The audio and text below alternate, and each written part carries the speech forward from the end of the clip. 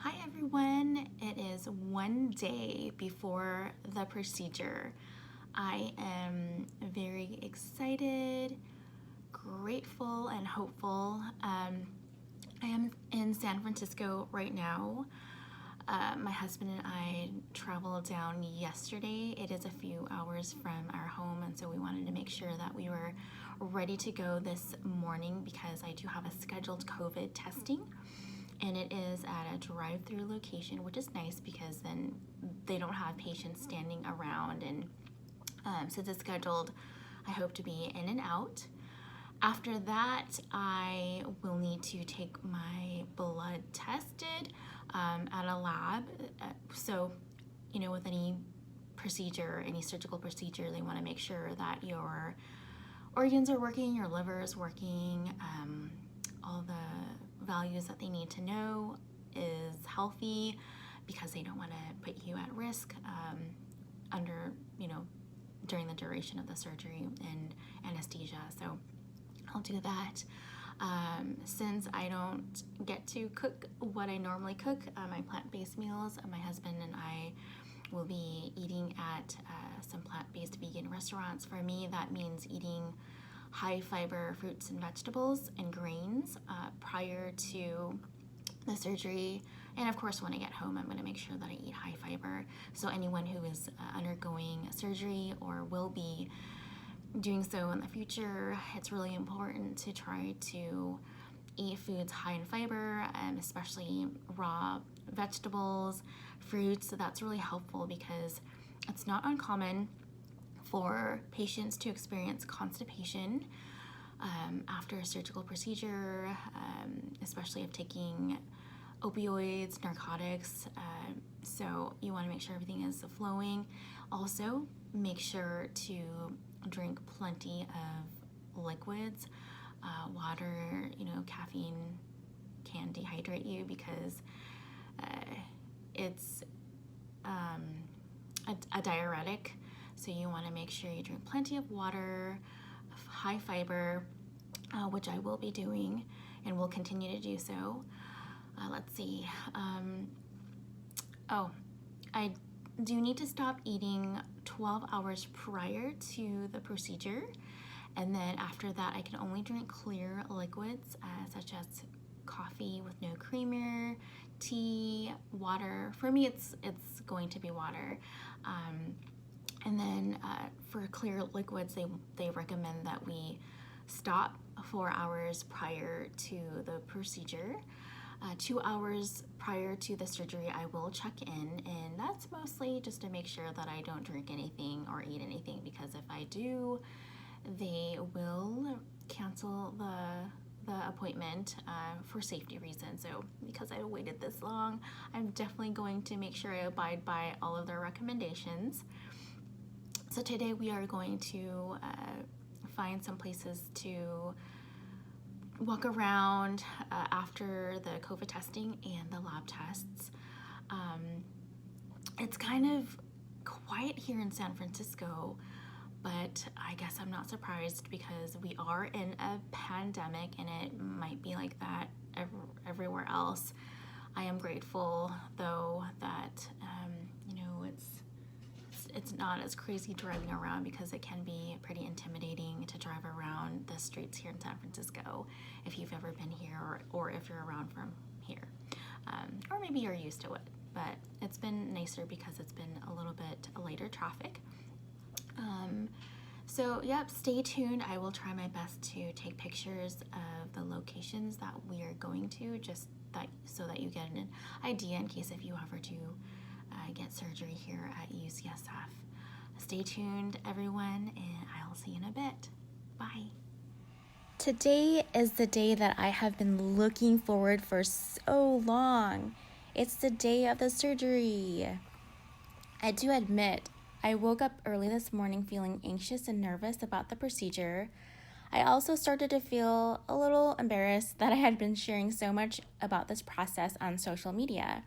It's been a struggle in regards to being so open, but I remember the reason why I initially decided to share these experiences is because it was not intended to be about me. A huge reason is to bring awareness on this matter because there is so much we still do not know about endometriosis. I am so grateful for all the phone calls, public and private messages from friends and family. I love you all so much. Thank you for everyone's support. Yesterday, my husband and I just spent some quality, quiet time around the city. I have some pictures to show you what low-key things that we did. So an update up to this point, I have stopped eating for at least 12 hours prior to the procedure, and I had been drinking water up until 4 hours before the surgery. Severe pelvic pain had become the norm for about 15 years. I understand that many of you can relate because I've already received many messages from other women in regards to this. Menstruation is not supposed to be so debilitating. I'd encourage anyone who has these symptoms to consult with your physician, at least for peace of mind. Endometriosis can spread to other organs if not properly addressed. The prevalence of endometriosis is 1 in 10 women, which is a lot more common than many of us may think. I don't know how I'll feel after the procedure, but I'll definitely try to document as much as I can, and I will talk to you guys in a little bit. Bye! Hi guys, I hope you're doing well. It is 10 days after my surgery, and I actually had intended to post an update each day after the surgery, but that didn't go because I wasn't feeling very well, and I recently just got my voice back.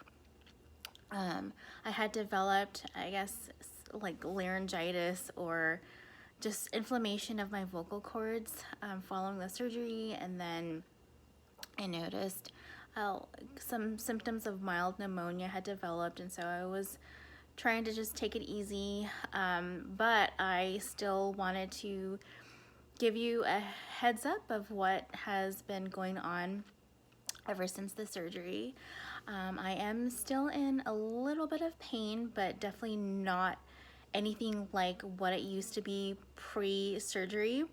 And I do believe that the pain is mostly due to healing from the myomectomy of, a grape-sized fibroid from the uterus, as well as some endometriosis tissue on both ovaries.